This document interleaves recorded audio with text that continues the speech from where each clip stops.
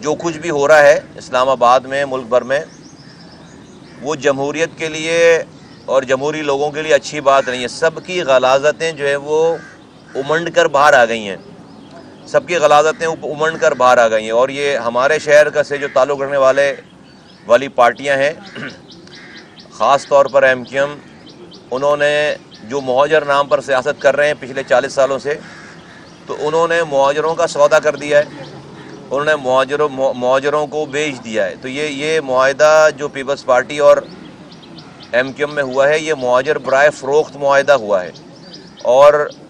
اور یہ پتہ چل گئی بات کہ 6 سالوں سے جو ہم کہتے چلے آ رہے ہیں کہ بھائی یہ لوگ اور یہ جو ایم کیو ایم ہے پچھلے 40 سال میں ان کے ہوتے ہوئے مہاجروں کو عزت نہیں مل سکتی، ان کے ہوتے ہوئے مہاجروں کو فلاح نہیں مل سکتی، کیونکہ ایم کیو ایم کی موجودگی اور مہاجروں کی فلاح یہ دو الگ الگ تضاد باتیں ہیں. مہاجروں کا بدحال رہنے میں ہی یہ سمجھتے ہیں کہ ہمارا جو ہے وہ کاروبار چلے گا اور ہماری ساری چیزیں چلیں گی.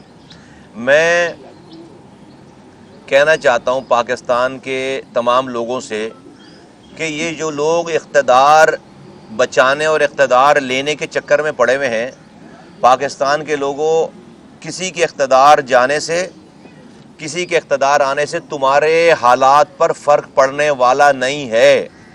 کسی کے چلے جانے سے، کسی کے آنے سے کسی پاکستان کے عام آدمی کے اوپر فرق پڑنے والا نہیں ہے، کیونکہ آپ کے اوپر فرق جو ہے وہ کسی کے اقتدار آنے جانے سے نہیں، اختیار سے فرق پڑے گا. آپ کے پاس اختیار آ رہا ہے، لوگوں کے پاس اختیار آ رہا ہے، گراس روٹ لیول پر اختیار آ رہا ہے نہیں آ رہا ہے، اس سے فرق پڑے گا. تو آج جو لوگ اقتدار میں ہیں اگر وہ چلے جاتے ہیں، نظام یہی رہتا ہے، دوسرے آتے ہیں، تو عام لوگوں پر کیا فرق پڑے گا؟ وہی وزیر اعلیٰ کچرے کا انچارج ہے، وہی وزیر اعلیٰ جو ہے وہ پانی کا انچارج ہے، وہی وزیر اعلیٰ سیوریج لائنوں کا انچارج ہے، روڈ کا، اسپتالوں کا، ایجوکیشن کا. اگر وہ پروونشل گورنمنٹ کا وزیر اعلیٰ انچارج ہے تو عام آدمی اسی طرح سے رلتا رہے گا اور رلتا رہے گا، کرپشن ختم نہیں ہوگی. تو آج سے اور اب سے آنے والے تمام دنوں سے پاکستان کے تمام لوگوں کو، بالخصوص سندھ کے لوگوں کو اور بالخصوص کراچی کے لوگوں کو کہتا ہوں کہ بھائی اپنے لیڈروں سے اختیار کی بات کرو، اقتدار کی بات نہ. تم ان کو اقتدار میں لا کر کوئی فرق نہیں پڑے گا، اختیار کی بات کرو کہ ہاں اگر تم اقتدار میں آ رہے ہو تو تم اختیارات اور وسائل وزیر اعظم ہاؤس اور وزیر اعلیٰ ہاؤس سے نکال کر میری گلیوں میں لے کر آنے والے ہو یا نہیں ہو. اگر کوئی اختیار دینے کے لیے تیار نہیں تو اس کے اقتدار میں آنے کا کوئی فائدہ نہیں ہے.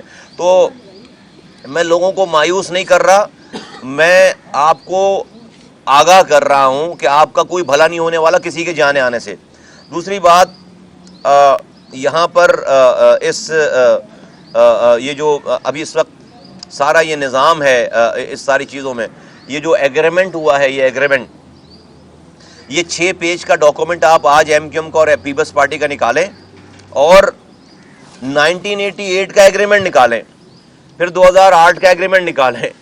آپ کو 40 سالوں میں ان ایگریمنٹ میں اور اس ایگریمنٹ میں کوئی فرق نظر نہیں آئے گا، کوئی فرق نظر. وہی انگلش لکھی ہوئی ہے، وہی انگریزی ہے، وہی ٹرک کی لال. اصل ایگریمنٹ تو جو ہے وہ زبانی ہے کہ بھائی کتنی وزارتیں دو گے، گورنر بناؤ گے نہیں بناؤ گے، پیسے کی لین دین، یہ سب کچھ تو پیپر پہ نہیں ہے. پیپر پہ کیا لکھ رہے ہیں کہ لاپتہ لوگوں کو بازیاب کرائیں گے. ابے لاپتہ لوگ تمہیں پتہ ہی نہیں کتنے ہیں، تم نے لاپتہ لوگوں کے لیے آج تک کوئی بات ہی نہیں کی. لاپتہ لوگوں کو بازیاب اللہ کا شکر ہے، اللہ تعالیٰ نے پاک سرزمین پارٹی کے ذریعے کروایا ہے. جتنے بھی یہ ایم کیو ایم کے کارکنان، اردو بولنے والے نوجوان اس شہر میں لاپتہ تھے، ہم نے 550 مائیں میرے پاس آئیں تو آج 525 لاپتہ بازیاب ہو گئے، اپنے گھروں کو چلے گئے. یہ کہہ رہے ہیں ہم 100 لاپتہ لوگوں کو رہا کریں. 100 لاپتہ لوگ ہے ہی نہیں، جھوٹ بول رہے ہیں، آپ کو پتہ ہی نہیں کہ لاپتہ لوگ کتنے ہیں، کیونکہ آپ نے اس پہ کام ہی نہیں کیا. اور جب یہ لوگ لاپتہ لوگ بازیاب ہو کر میرے پاس آ رہے تھے تو یہی ایم کیو ایم کھڑے ہو کر اپنے آفس سے پریس کانفرنس کرتی تھی کہ میں نے اپنے ساتھ جو ہے وہ میرے پاس ڈرائی کلین مشین لگی ہوئی ہے. ہمیں کہتے تھے کہ مصطفیٰ کمال نے ڈرائی کلین مشین لگا رکھی ہے. وہ کہتے تھے مصطفیٰ کمال اپنے پاس کرمنلز کو جمع کر رہا ہے. آج لوگوں کو بیوقوف بنانے کے لیے انہی کرمنلز کا تم جو ہے وہ لاپتہ لوگوں کے نام سے ایگریمنٹ میں پوائنٹ ڈال رہے ہو، تاکہ لوگوں کو یہ بتاؤ کہ ہم نے پیپلز پارٹی سے معاہدہ اس لیے کیا ہے کہ ہم اپنے لاپتہ لوگوں کو بازیاب کرانا چاہتے تھے. عمران خان کی حکومت ختم کر کے پیپلز پارٹی میں 3.5 سال مزے کرنے کے بعد اب پیپلز پارٹی میں اس لیے مزے کرنے جا رہے ہیں کہ ہمیں مزے نہیں کر رہے ہیں, ہمیں تو لاپتہ لوگوں کو بازیاب کرانا ہے. کل تک پی ایس پی نہیں تھی, تم جو کر رہے تھے 40 سالوں سے کوئی پوچھنے والا نہیں تھا. آج پی ایس پی موجود ہے, تمہارے ہر جھوٹ کا پردہ اب سے پہلے بھی فاش ہوا ہے اور ابھی بھی فاش ہوگا. لاپتہ لوگوں کے حوالے سے تو ایک تو ہماری یہ تمام گزارشات ہے. دوسری بات یہ کہ کتنی بے عزتی کی بات ہے مہاجروں کے لیے کہ 3.5 سال آپ جو ہے وہ بیٹھے رہے ہیں حکومت میں.